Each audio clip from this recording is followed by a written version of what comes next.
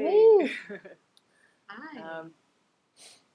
Do not mind if you hear noise in the background for a hot second. I am just trying to make sure I can see what our audience sees. Okay, cool. Okay, great. Wonderful. All right. So, hello everyone. How are you doing? Good. Good. Good. Today, if we're doing a weather check, today is actually pretty sunny by me. Although you can't really tell because I feel like I look quite like the light is kind of dark in the spot that I'm in, but it's actually quite bright, which is very nice. Nice and sunshiny. How are you? That's good. That's good. That's different than me. It's a little bit gloomy here, but it rained a little bit earlier. Now it's just that like overcasty look, but it's okay. It's okay. It's I hope bad. it like helps cool down, like weather-wise, just help cool down the space too. You know. Yeah. Hopefully it has cooled off a little bit outside. I think I was reading someplace that today is the last sunny until 8:00 until 2021. What a depressing thing to note. Oh no. No, I'm gonna ignore and pretend I never heard you say that. I'm just gonna I never heard you say that. Well, coming with the seasons, it happens. Yeah. You're trying to make it good now, but it just sounds like you're saying that we're gonna get increasing darkness from now on. I mean, yeah. It's a bit sad, isn't it? I mean, it is normally, it would sunset a little bit later, but it is getting a bit earlier now, which is really sad. I don't like it. Yeah. I like when the summer days have that long sunshiny sunsets at like 8:45 p.m. and you're like, this is nice. It's okay. It just means we have to keep moving. We have to keep moving with the sun, like changing our time zone and our location, our latitude, just to make sure that we or longitude to make sure that we don't, we can chase the sun until. I was just gonna say that this chasing the sun idea, yeah. Always in the prime locations at all times. Yeah. So Jess, did you tell us how your weather was? No, but it was pretty humid today. We had a horrible rainy day yesterday, so now the sun's come back out today. So we're all right for the moment. Right. For the moment. Who knows what's to come? For the time being. Yeah. That's really. We'll take what we can get, right? Mm-hmm. All right. So we've been kind of mumbling on here, but let's reach out to our audience. Hello, everyone. Thank you so much for joining us. We are the Arghon AI team, or at least one part of it.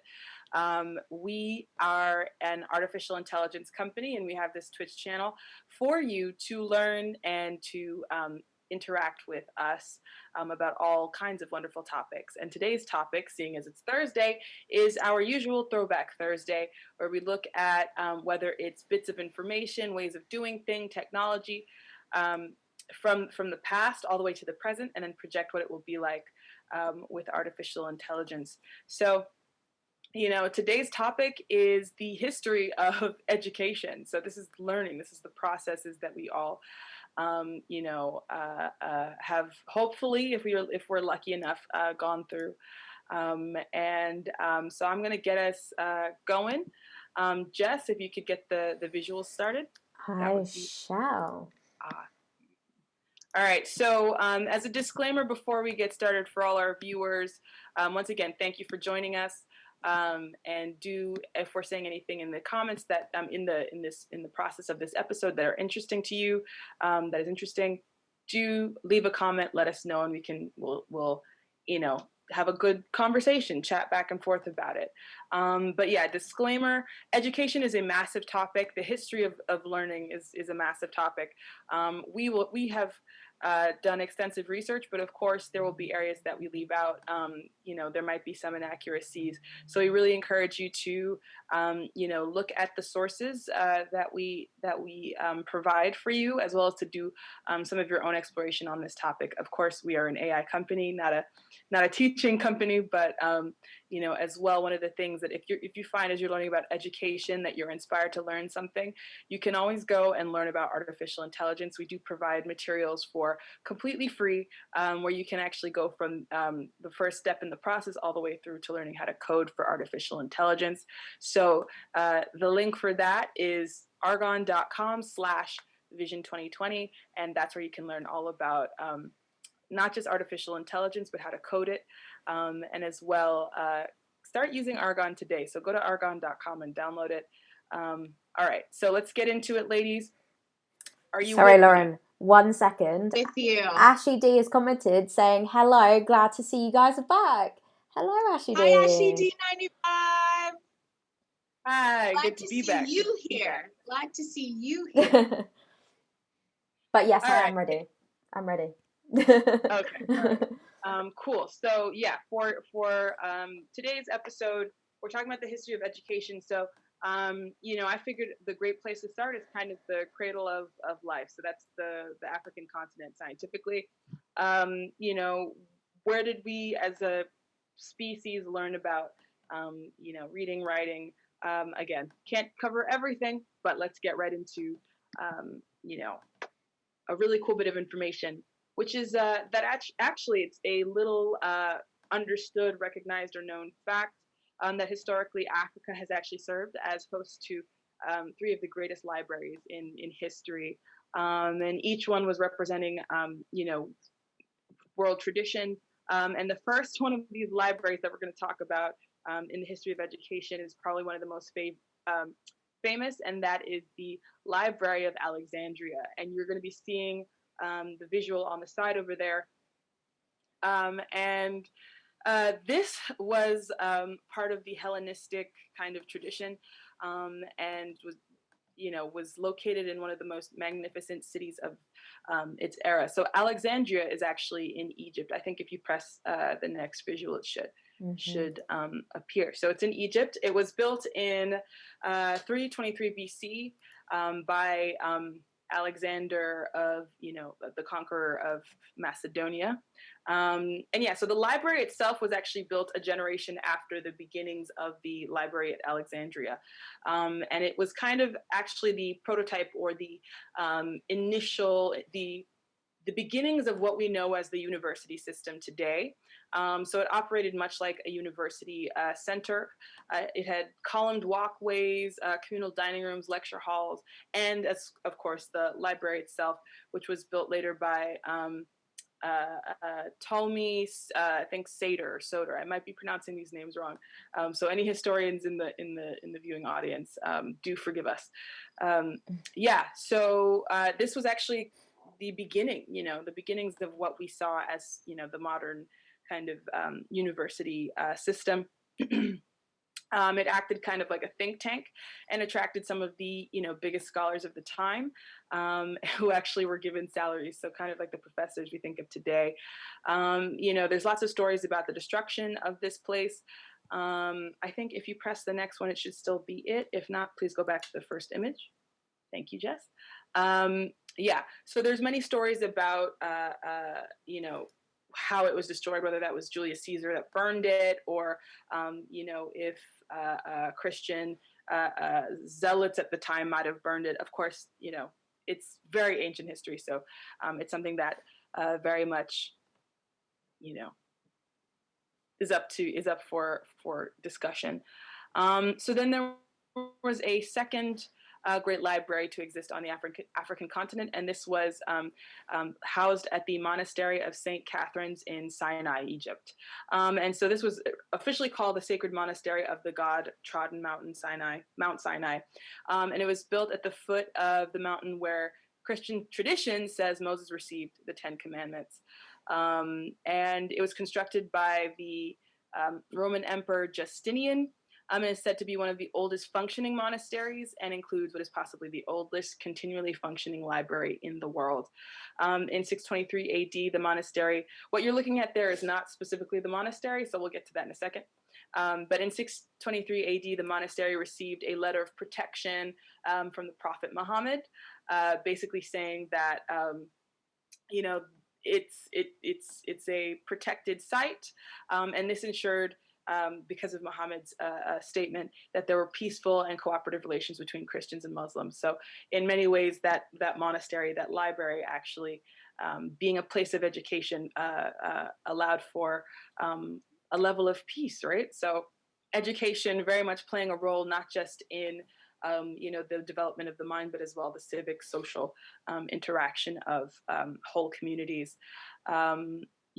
And this library is distinctive as the oldest and most important Christian monastic library collection in the world. And this is according to the website for the Sacred Monastery of God, trodden Mount Sinai.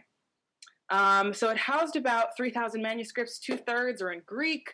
The rest were in Arabic, Syriac, Georgian, Slavonic, and a few Polish, Hebrew, Ethiopian, Armenian, Latin, and Persian languages. Most of the manuscripts were texts, Christian texts, for use in service or to inspire monks and their dedication. But anyway, it's some of the most important manuscripts are the 4th century Codex of Sinaiticus, one of the oldest surviving complete Bibles, and the Codex is one of only 2 manuscripts in the world that preserve the text of the old Syriac tradition of the gospel. So it, again, these really amazing sources for education and knowledge in Africa, which we do find is kind of in contrast to what is generally talked about as far as what the continent, what its progress was educationally. And of course, we'll talk about multiple sides of that as well. The third library represents great tradition and is actually a collection of multiple traditions. And that was the Library of Timbuktu, which was this massive trading junction in the Niger River, and is actually, you hear the phrase Timbuktu, and I think now it's kind of used to mean someplace very distant, but actually Timbuktu was really the center of trade and was this massively successful empire and part of the empire. So when we talk about, at the time, Mali, the Empire of Mali and, all the places that are around it were under the rule of Mansa Musa I, who is believed to be the actual richest man who ever lived. And that is including the richest people of today, richer than them by today's standards. That's crazy.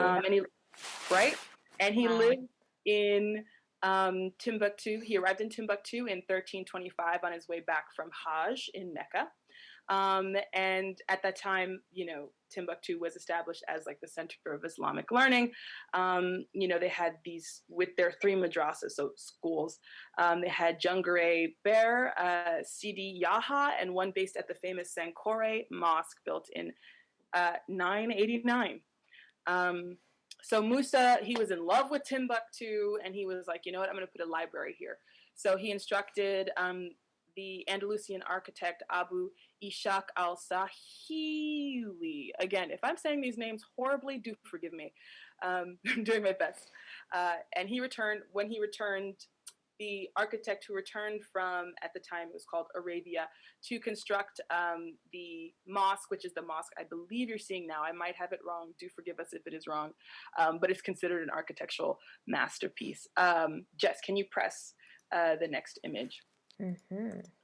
And it's actually become one of the most important African archives since it had become one of the most important African archives since the Library of Alexandria. So this is the Timbuktu Library. Oh, go back. Go in the opposite direction. Sorry, previous. All right, I'll wait for it to load. All right. So this library that Musa I established became the most important archive since Alexandria, and it flourished under the reign of Askia Muhammad from 1495 to 1529. And so when we're talking about numbers like this, we're also seeing at the same time you're having expeditions to the New World and all of these things. So there are a lot of things happening at the time. But as Europe is expanding its colonizing efforts, you also have these massive African empires with lots of really rich tradition. And so, yeah, so that the mosque housed the Tariq al-Sudan, which is a history of the Sudan and the Sanjay Empire, which was written by a religious scholar, because again, a lot of religion and a lot of education was actually pushed by religious scholars at the time. There were over 60 archives kept at Timbuktu, and it was said that there was the population. It was an intellectually voracious and innovative state, which drew on the most cutting-edge thinking from all over the region and beyond. And so you had great storytellers, you had very conscious thought, and Musa and let's see, hold on. So yeah, we have a quote here that says, where his empire forefathers had invested in systems of oral history and griots and storytellers, Mansa Musa had fundamentally shifted the culture of record.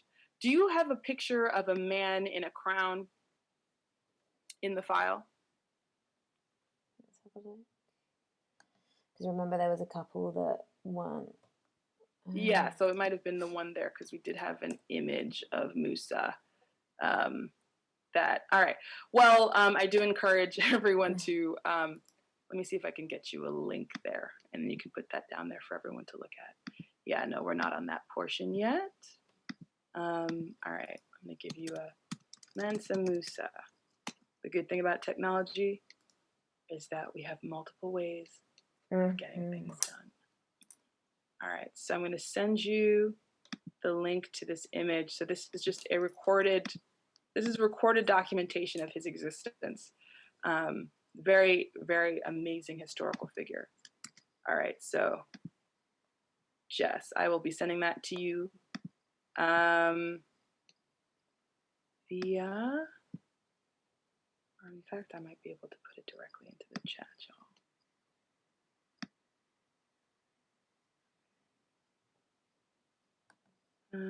All right, yeah, I'll be sending that to you here. All right, so Jess, that was sent to you via our normal communication method outside of this. All right, so thank you. Okay, so here we go.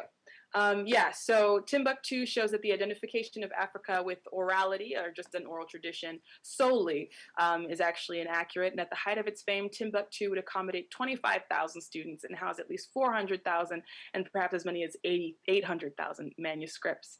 And yeah, so it was just, it was a flourishing trade region. You had, because of this library, booksellers emerged, publishers, writers, calligraphers, who would, work with private collectors.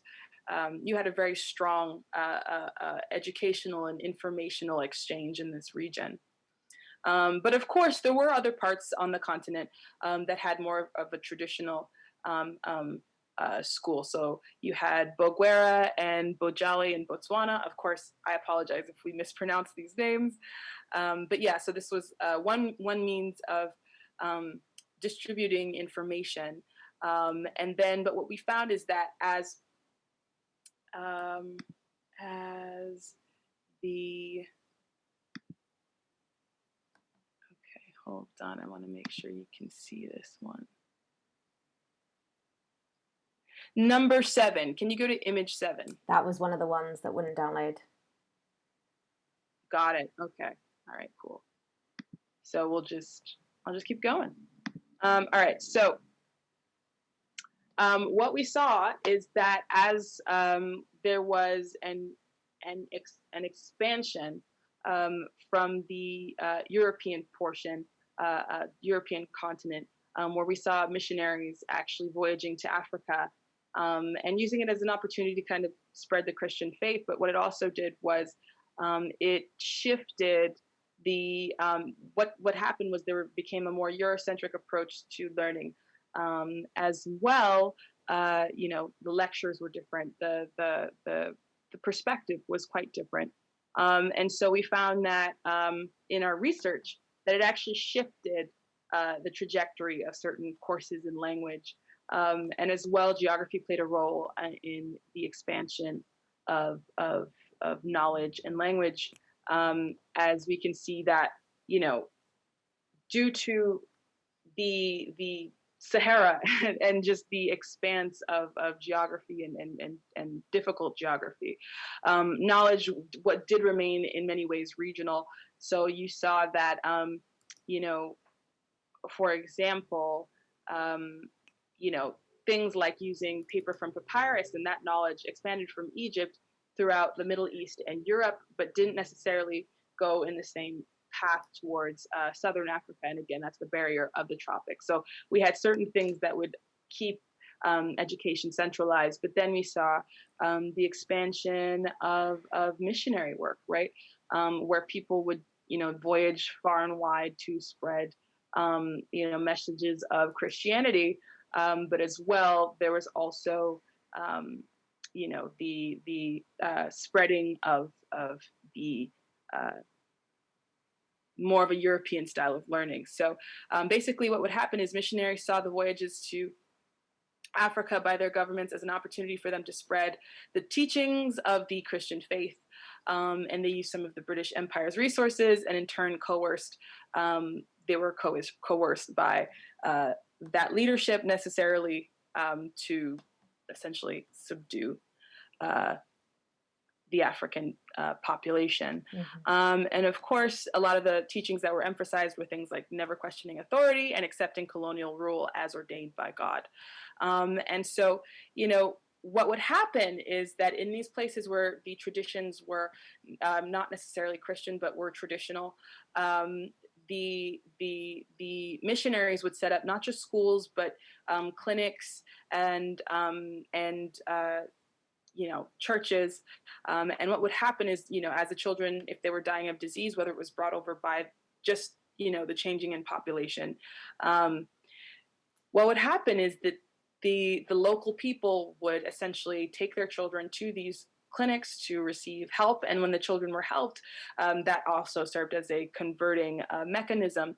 And so a lot of these converted African peoples were then, they embraced the Christian teaching, but as well they embraced Christian education. So you had names were being changed. And what happened is that often the missionaries would teach that the African names were pagan or whatever. But essentially we see that there was a shifting away from a more traditional based local way of thinking to a more kind of European style mindset and teaching history. There are, obviously this is a very debatable, controversial topic in that there are people who very much disagreed with that approach. But what we started to see was that, again, that tradition, that history of a kind of religious-based schooling, and again, a more Europeanized way of schooling. And this was brought to multiple continents as well. We saw that in South America, where, you have missionaries to this day who say, one person, I think his name is Mark Plotkin, who works with the Colombian government and isolated peoples to protect isolated peoples, saying that, he's worked for 30 years in the Amazon, and he's seen that there's two types of missionaries: those who prepare the tribes for the outside world and those who want to save souls. But of course, there are many different discussions as to whether this is good or bad. But in all of these spaces, education was brought, schools were brought. So, and often in hand, it was, we give you not just, it's not just an exchange of cultures, but also an exchange of education and a way of learning. So then we move on to now, let's talk about Europe, right? Because we've been talking about they arrived, they spread around the world. But what does it mean to have had a European education system? Well, the process of that learning is a many splendid thing, we'll say. So let me see if I can pull it up. All right. So European education tradition traces its roots directly to the establishment of universities towards the end of the Middle Ages. And some of those universities actually still exist today, one of them being Oxford. And so these universities emphasized specialized knowledge in fields. So that's things like law, medicine, philosophy, theology. And obviously the primary beneficiaries were,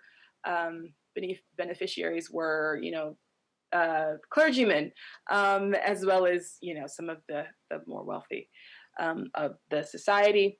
In the 14th and 15th centuries, the intellectuals engaged in a struggle to incorporate classical humanist studies into the curriculum. So this is the liberal arts. Secondary schools popped up at this time, and they were actually serving an increasing middle class because, again, as the structure of the society changed. We saw people moving away from a rural and just kind of serf-based system, right, where you learn exactly what task and apprenticeship all the way through to now, okay, we're professionals. We have enough money to, invest in schooling and use that to climb up, economically. So you had an increasing population who were looking to get secondary schooling, get liberal arts education. And so there were many programs of study, and there was just this dualistic educational structure where you had the universities and higher schools that served the elites and the primary schools which served the masses. By the 17th century, we had classical ideals and religious loyalties kind of switching towards, a more nationalistic way of learning. So learning about the vernacular language began to prevail over learning things like Greek and Latin. So that's learning your neighbor's language, learning, the next country over. And so popular education was seen as a way of addressing concerns, national concerns, regardless of gender or class. And then, so we saw more state-run education systems. Germany had a two-track system. So there were schools for the future leaders of state and for the regular common person. And that actually was used as a model for other countries.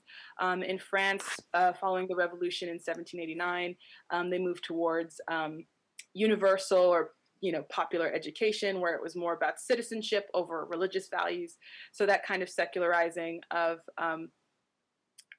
teaching to just be about the course of information outside of the religious origins. And so education in England hadn't been nationalized until the 20th century. It has historically been one of the most decentralized systems. So different parts of England would have different ways of teaching and different governance, whether it was religious or, apprenticeship or specific learning for the masses. So the Ministry of Education wasn't created until 1944. So when the state gained control over education, it realized there was some importance to the private sector. So the issues, over control via church and state was not so much about sponsorship, but about who would control the language. You had Netherlands, Belgium. Each of these places had a different approach to the way that schooling was controlled and managed. And again, some places where it had the state relying more on the local churches, and it changed. Whereas in the U.S., basically there maintained a strong separation between church and state. So 20th century. So I think you can skip to the next image, Jess. Whew. So we have in the 20th century things like world wars.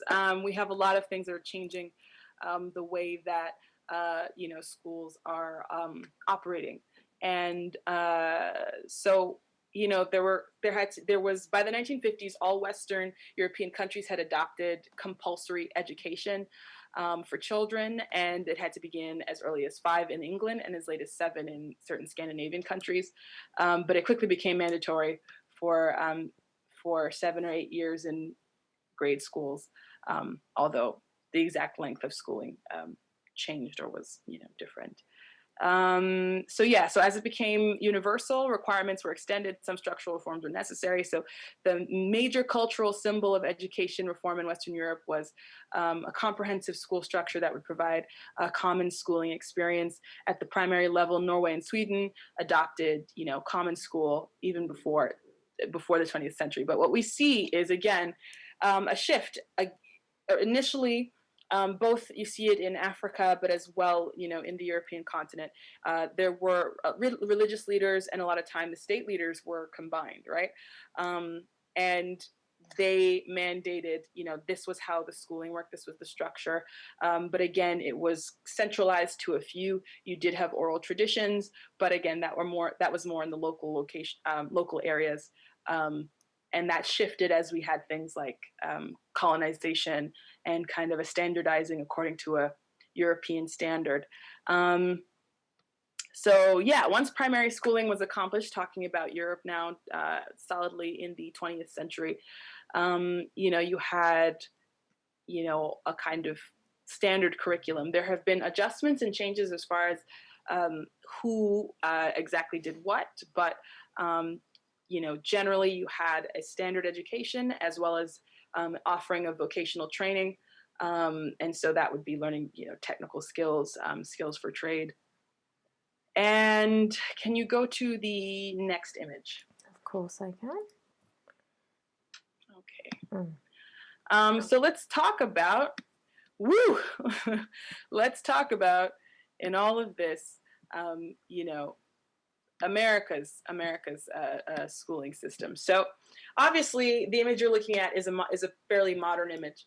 But prior to that modern image, the US was a little different. And let me make sure I pull up that information for y'all. Okay, so here we go. Right. So early history of the education in the US. So the US started primarily as a, pursuit of religious freedom for certain individuals from Europe who had a different approach to their faith. Obviously, there are other traditions that were occurring at the time. But unfortunately, I just was not able to find the information to be as fully accurate as I would like. So again, I do encourage all of the people watching to do your own research and look into this space, because there's obviously way more than can be included in a few minutes on a Twitch stream. But yes, so in the 17th century, education wasn't a requirement in the United States. For many, it was a dream. The main needs of the society were agrarian, so that's farming. So if children had the luxury of getting an education, it was more likely they were taught by someone in their home. But generally, the populace was about manual labor, physicality. And we also know that there were a certain group of people who were of African origin who were not given education access forcefully. But again, that's a larger topic. So, but for the purpose of this discussion, the main purpose of education in the U.S. was at the time was to teach children how to read the Bible and how to align themselves with Puritan morals. And then as these populations of settlers began to grow, there were different requirements, and the colonies at the time had to start developing schoolhouses and ways of teaching children. And obviously the wealthier of the population had more access to this education. Again, it was just considered less important at the time.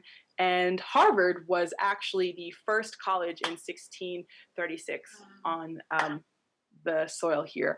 And more than a century later, the first academy for girls was established in 1787.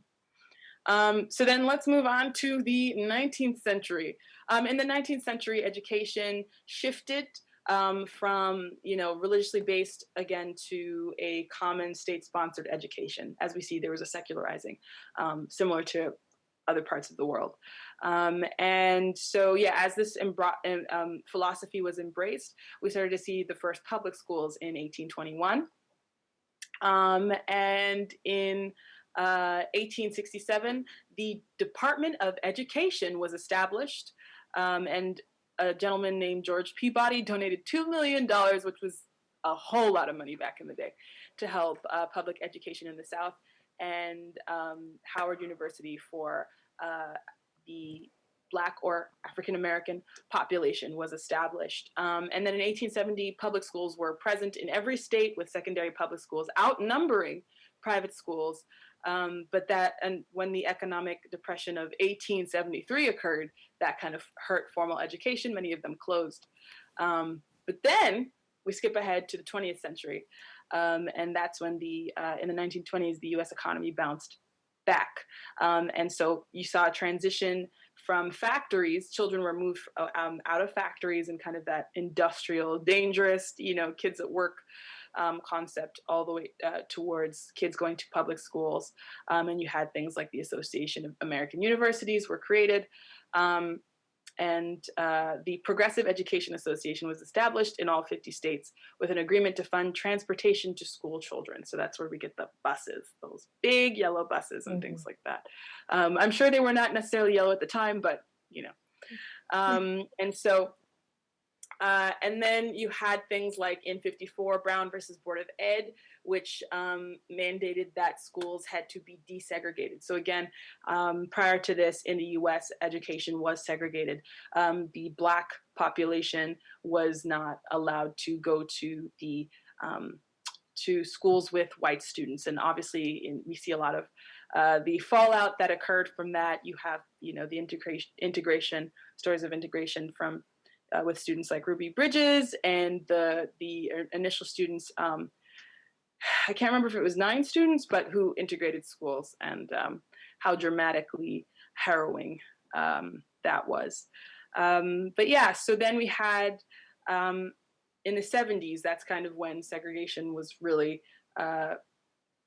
forced to come to a close. Although, again, there are many other things that make certain schools in certain districts with populations of color less accessible or less resourced than areas with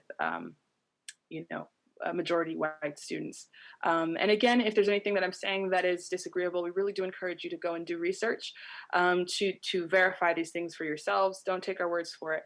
But again, we are an AI company, and we very much value education and talking about the impact of things like technology on education. So technology, that started to make its way to classrooms in the 70s.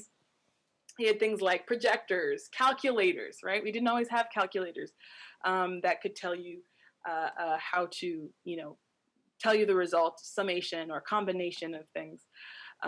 And so you had things like calculators and computers making their way into the classrooms. And as the technology increased, these devices got smaller, more portable, more accessible.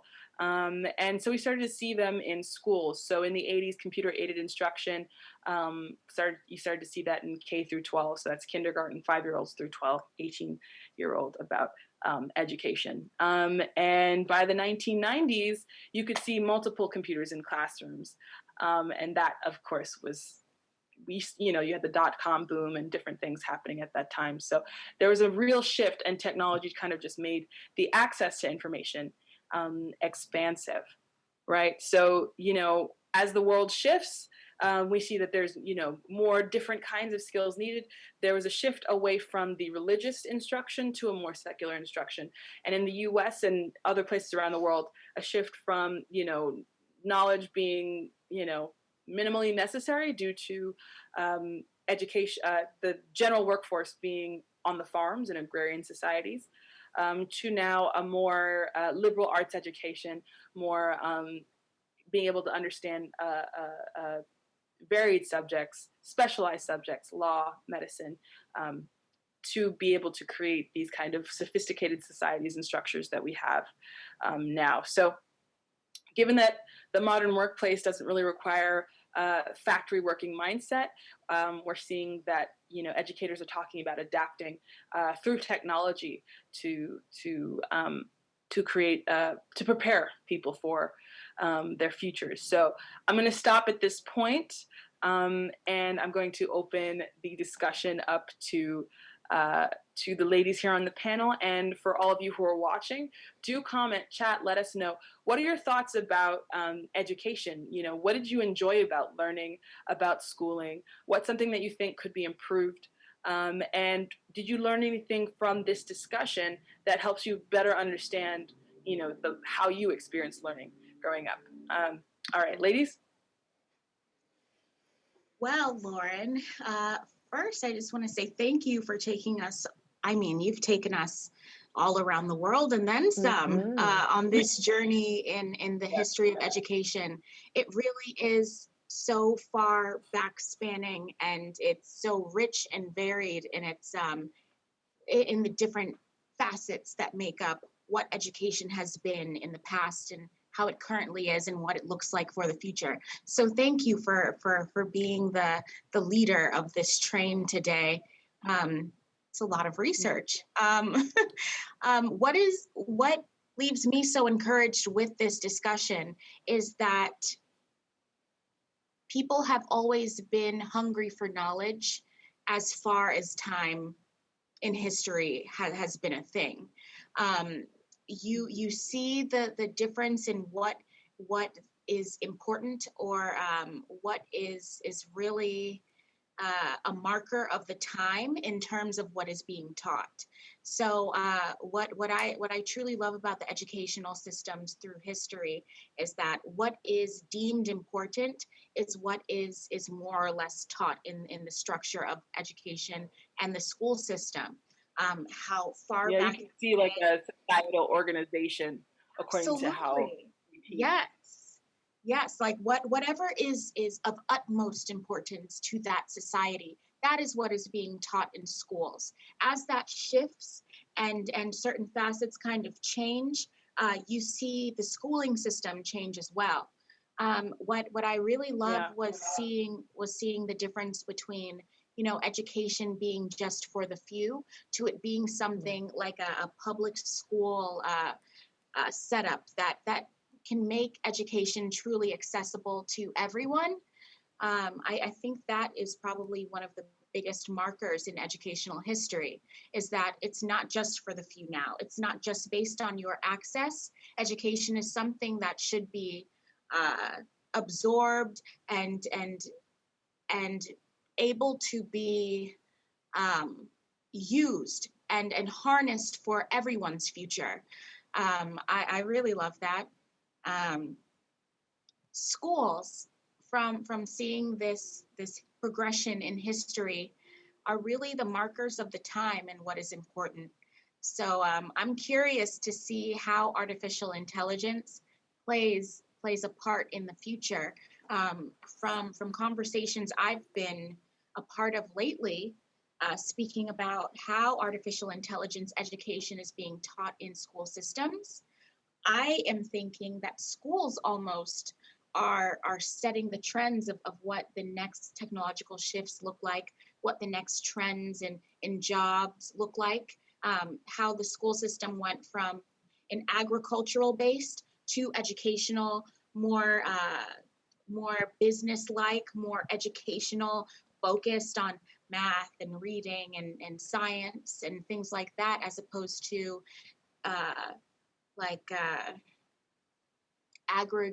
agricultural skills. That changed with the times. So where we are right now, moving to the future times and seeing how artificial intelligence is very much a key piece in that next technological shift, and how even right now it is being taught in schools, I'm encouraged to what the future of education looks like. Mm-hmm. Yeah, I think you kind of touched on one of the main points that I wanted to bring up, but it's always interesting seeing how it is across the world, because how it was in Europe was very different to how it was in the US. So that was a lot of information. So thank you so much, Lauren, for taking that on, because that was so much. That was so much. That is probably one of the most richest histories I think we've ever done on this Twitch stream. So thank you, Lauren. But no, I think, what we seem to always see on this Twitch channel is that pattern of how stuff was way back when is you know, you had to be privileged to, you know, access a lot of these things. So, you know, it's crazy living in 2020 and thinking, especially in the US with segregation and all of that kind of stuff, that actually, you know, education was very different for different people, which is actually insane that, you know, just as human beings, just because of the color of your skin, you couldn't be together learning. Just absolutely crazy. And the fact that education is such an important, you know, part of life. We never stop learning as humans. So it's absolutely crazy that, yeah, you had to sort of be wealthy or, you know, have privilege to learn. Crazy. But I think what's really encouraging about the future, but also just where, you know, technology started to come in, I think it really, it allowed people to, you know, as you get older, to carry on learning. It wasn't just, okay, you're in school, you're young, you can learn then. When you're older, you stop learning. Again, now with the internet and stuff like that, you can actually do courses at home while working a full-time job, and you continue to keep learning. So again, I think AI is just going to carry on helping that, you know, making education so much easier for people. So it's encouraging, really. Technology, an amazing thing. Yeah, well said. Mm-hmm. Well said. Yeah, so, you know, that's very much, you know, well said, ladies, and I very much feel your points. I hear and feel your points. Again, for our viewers, if you have, you know, a thought about what was education like for you, what are your thoughts on, you know, the way that education has morphed and changed over time? Do let us know in the comments.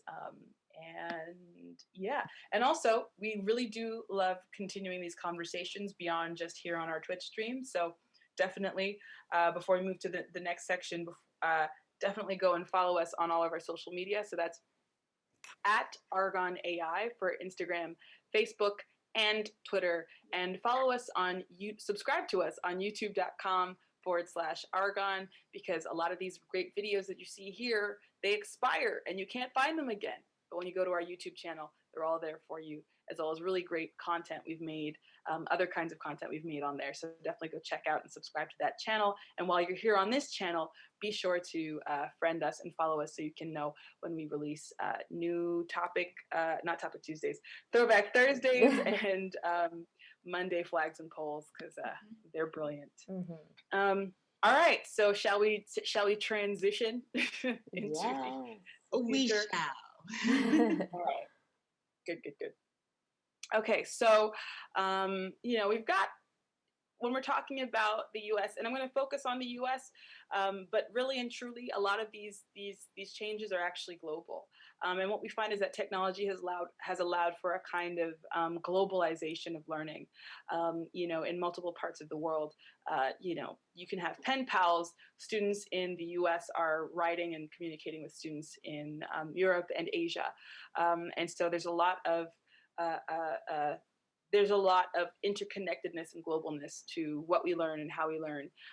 You know, there's increased inclusivity as well. We find that you can have more specialized learning, specifically as it pertains to things like social emotional learning, mastering soft skills, you know, and we're also seeing in the last 2 centuries, there's actually been an increase in attendance at schools, going from 59% of, you know, attendance to 94%.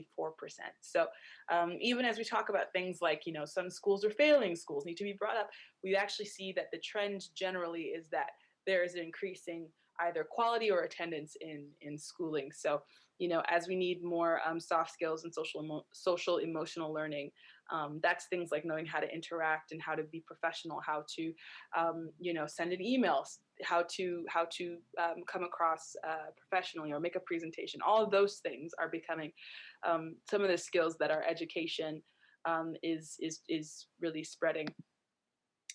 So yeah, let's talk about you know, education and technology. Traditionally, classrooms were kind of isolated, and collaboration was limited to other students in the same classroom or building. Whereas today, technology means you can have multiple forms of communication and collaboration, you know, beyond what we've seen in the past. So students in a classroom in rural US can learn about the Arctic by following the expedition of Team of scientists in the region. And this information I'm getting from Purdue University. So students can share what they're learning with students in other classrooms in other states and, again, other countries. Students can collaborate on group projects using technology-based tools. So those are things like, shared documents, file sharing, screen sharing, video conferencing like we have here.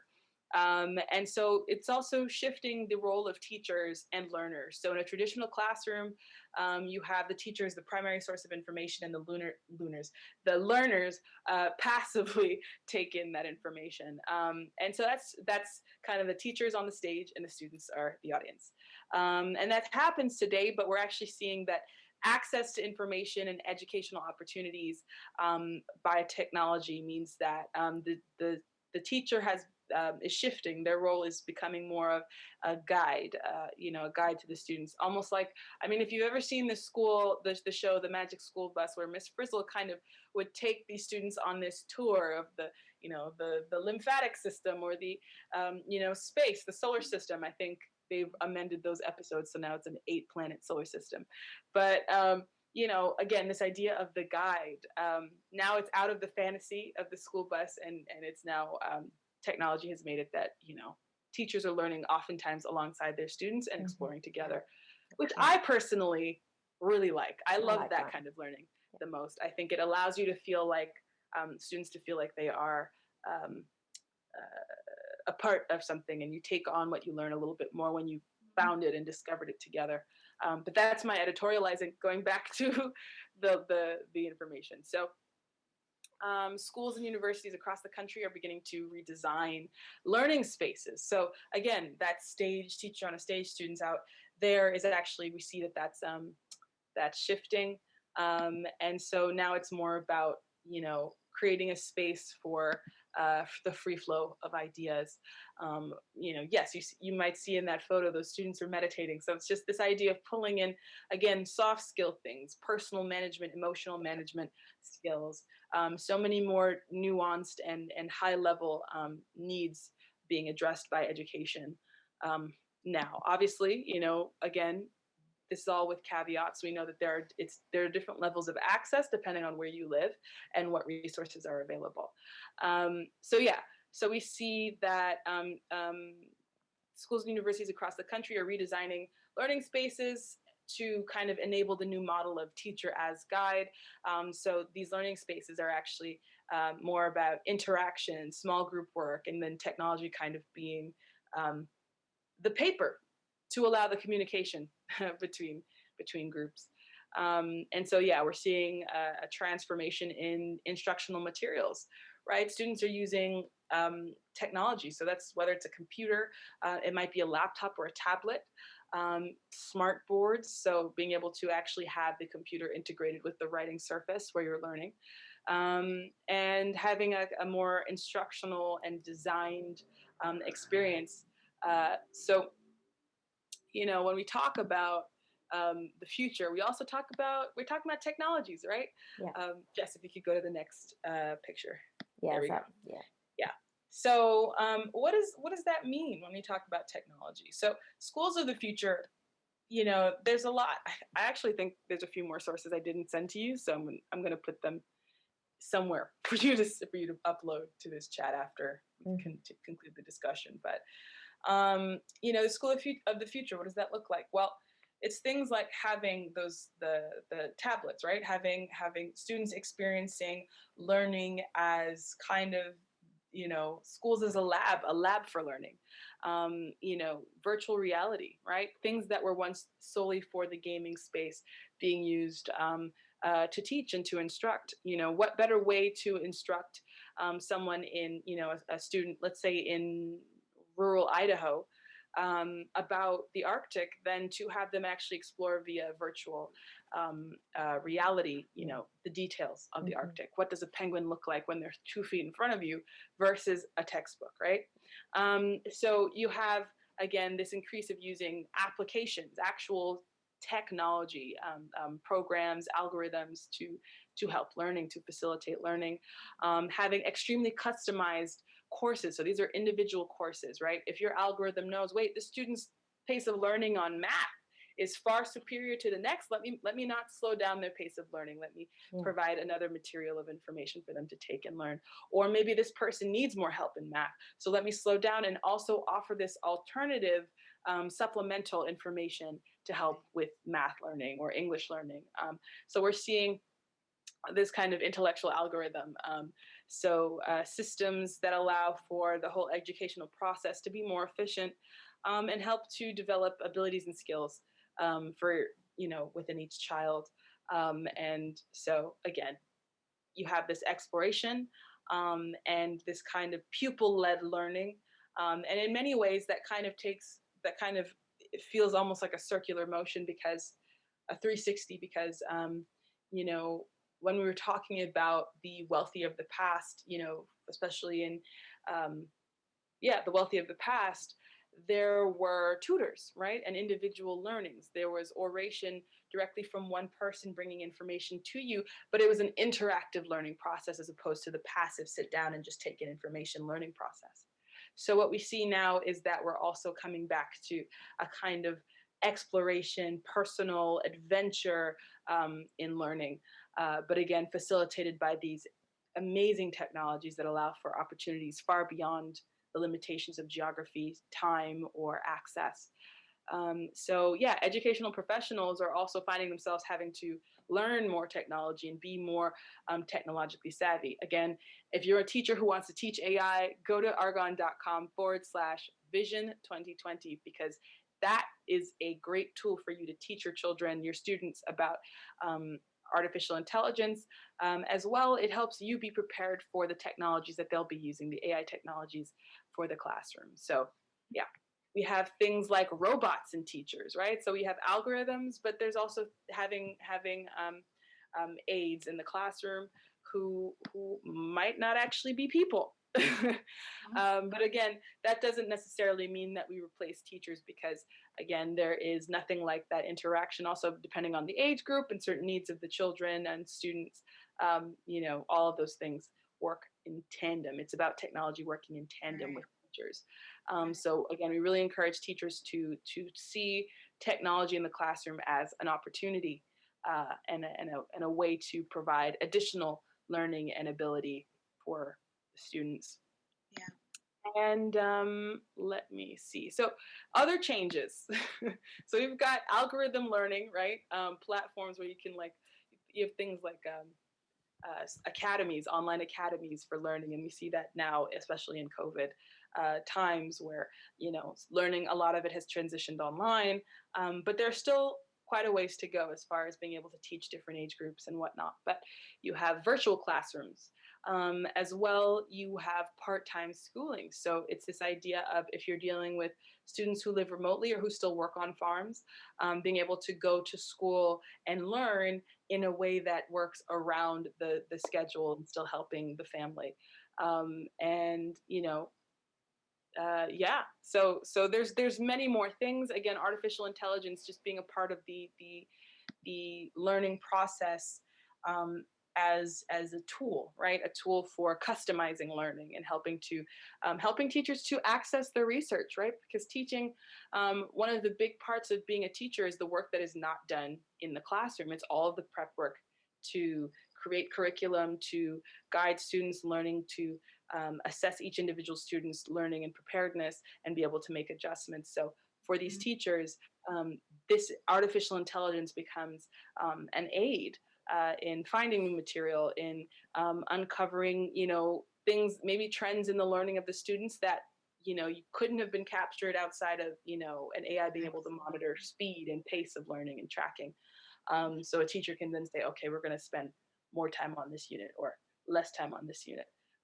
So you have technology, again, being a part of this fun exploration. So in the past, we were limited to the libraries and what we knew and the scholars who had them.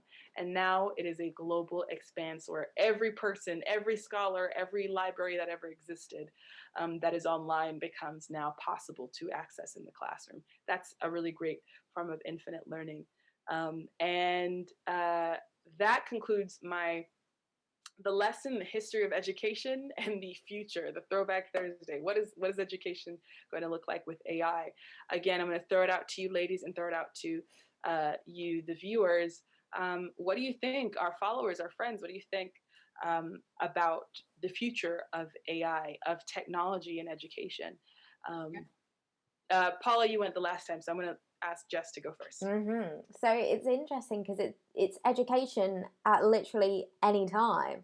Like, it's not even restricted to a Monday, Friday, 9 to 3 p.m. is what it used to be when I was at school. I don't know if it's changed anymore, but it's not restricted anymore. You literally, if you had a spare 10 minutes, again, say if you're an adult, you work a full-time job, but you've got a half an hour lunch break. In that half an hour, you could access, all these educational materials, just like that. And I think, the fact that AI-based applications can provide that opportunity is amazing, because, again, we can just carry on learning. Again, it doesn't just stop when you leave school or university. And I think also what's really important is that students get feedback in real time. They don't, again, necessarily have to wait a whole week to know that they've done something wrong or they failed a certain assignment. Like, they can get that feedback straight away and then work on it straight away. And again, not being like, oh, I've got to wait a week, like, what have I done? And then I think of also another point of, like, having various options due to students' needs. So Lauren, you sort of touched upon it, so I'll kind of repeat a little bit, but the fact that the AI can sort of adapt to a student's level of knowledge, or certain topics, it can actually adapt to that, and it can offer learning materials based on their weaknesses. It can highlight that. So then the AI is like, no, you need to work on this area. This is where you're really weak, but we're going to help you to get better. And I think therefore that actually creates better engagement, because it's a more personalized experience. And again, it's not like you're in a classroom full of hundreds. Potentially, if you're at college, university, sometimes you can have hundreds of people in one lecture hall. And again, you've just got that one tutor at the front. Right. It's a very individual experience, I think, when you go into those bigger classrooms. So again, the fact that you could have the tutor right at the front, but again, you've got an AI aid that still helps it be a personalized experience, I think amazing. Absolutely amazing. Yeah, I love that. I love that. We all know that artificial intelligence is here to truly make your life easier. Things that you interact with in your day to day, make those ways of doing things a whole different standard, a whole different level of ease. Thinking about the technological shifts that we are seeing right now in history, an AI coming in and, straight away just actually doing a test for the child. I mean, given the parents' permission, there are permissions in place to help give the child the most in-depth and well-rounded educational experience, and tailor-made to their learning needs and their preferences, basically. So if the AI came in and gave them a little test of how they actually like to learn. It's sometimes children don't even they don't even know how they like to learn, because it's not a thing that they've even been given the option to have many different ways of doing one thing. So the fact that artificial intelligence can come into the whole idea of education, it's giving that tailor-made experience at a very young age. Whereas in the classroom, typically, it is a very specific type of learner that learns the best in those types of environments. I really see a bright and hopeful and optimistic future with artificial intelligence in the educational sphere. Children, different learning preferences, but also in the creation of learning plans for the whole year, instead of it having to be the parent who is now trying to juggle probably many different kids' school levels, different needs at that age, as well as trying to work during this time. For artificial intelligence to truly come in like the super companion it can be, I can only speak for one AI, which is Arghon. We are a lifestyle enhancing super companion. To come into these kinds of scenarios that is all too real right now, to come in and not just fill the space of a teacher, but truly give that student a tailor-made, very unique learning experience. I feel that is a premium. It is a premium given the times and the circumstances. It can really be a time to take the student's educational prowess as well as enjoyment of learning to a whole different level, because it's specified to meet their individual needs. So wonderfully said. I think the two of you make excellent points. There is really a lot that can be learned / gained from incorporating technology, sophisticated technology like artificial intelligence. And the great thing is that as sophisticated as the technology is, the use of it is very simple. So similarly to how, you take a stick of chalk and you use it on a chalkboard, that kind of simplicity of, you just write and it shows up on screen. The process of incorporating technology can actually be that simple because, the difference between, just a traditional regular computer and artificial intelligence, similar to Arghon, but speaking more generally here, when it's done right, is that there are many modes of communication with that AI. So it can facilitate different kinds of learning. And obviously, some of these technologies are still being built and perfected, but these are very much things that, we see and know, again, having, given that we create platforms and materials to equip you to speak the language of AI, we really encourage people to take advantage of this future, take advantage of the, wonderful advancements that are coming with technology in the educational space. And once again, we encourage you to check out arghon.com. Get familiar with artificial intelligence by signing up for Arghon, right? It's completely free. You talk to Arghon the way that we're all talking to each other here. And when you interact, you'll see that it's a simple conversation, and, you have new information. You have access at your fingertips to, a world of content. So definitely go to arghon.com. That's ARGHON.com to sign up for Arghon. It's completely free. And if you are out there looking for learning materials, a way to actually teach your students artificial intelligence, we've provided a really great materials, a course materials for you to learn to actually code for artificial intelligence. And so you're not just coding, you're learning elite AI coding, and it's completely for free. So again, that's great for your schools to bring that to your various communities. And again, this is just a part of us, partnering with the public. We believe in the value of education and that it can be a tool to getting an amazing future and seizing opportunities, even when circumstances seem surprisingly not great. But, AI is a key that can actually bring you a lot of success, a lot of joy, and enhance your lifestyle. So go to arghon.com/vision 2020 to get access to those tools so you can teach your communities how to code.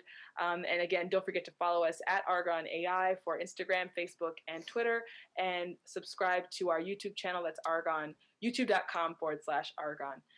And we will see you on Monday, but you might not be seeing us. You'll be seeing other members of our team.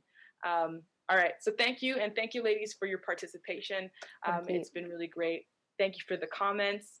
I didn't miss anybody, did I, in the comments? So I think Ashley D was just saying it's just incredible how much technology has come, which is true. We were saying that. And it looks like we just had Misery BTW that says hi. Hello. Thank you for tuning in. Hi, Misery BTW. Thank you for joining.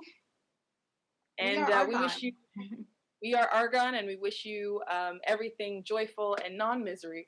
And again, we encourage you to go back and watch the rest of the stream. We are an artificial intelligence company, and we have created a really amazing AI that you can download at arghon.com to learn more about us. It's completely for free, but it's really exciting. So definitely go there and check it out. Thank you for visiting the channel. And to all of our viewers, we're going to see you on Monday at 3 p.m. For flags and polls. Come ready to just have a fun discussion. You know, all answers are welcome. Alrighty. Thank you. Bye, guys.